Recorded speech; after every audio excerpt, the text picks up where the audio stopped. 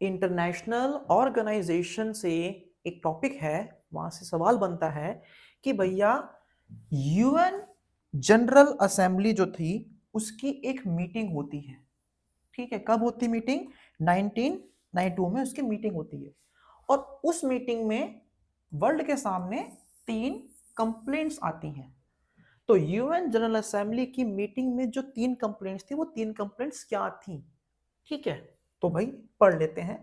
पहली कंप्लेंट ये है, the security council no longer represents contemporary political realities.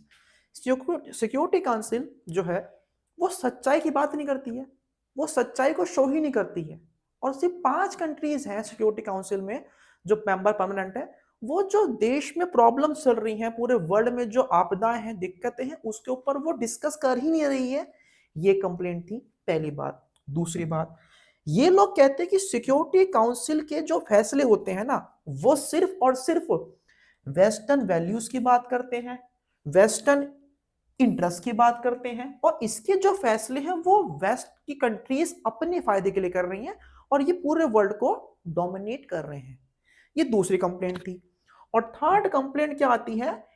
It lacks equitable representation. इतना बड़ा वर्ल्ड है यार, हमने सपोज कर लिया कुछ ऐसा वर्ल्ड है।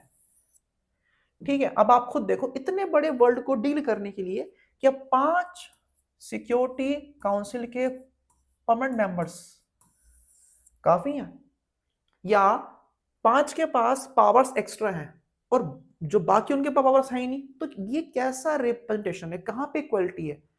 तो ये लोग कह रहे हैं कि भैया इक्वलिटी यहाँ पे है ही नहीं, तो जहां इक्वलिटी नहीं है वहां पे बराबरी कैसे हो पाएगी? तो ये 3 कंप्लेंट्स पूरे वर्ल्ड के सामने आती हैं, किसके माध्यम से?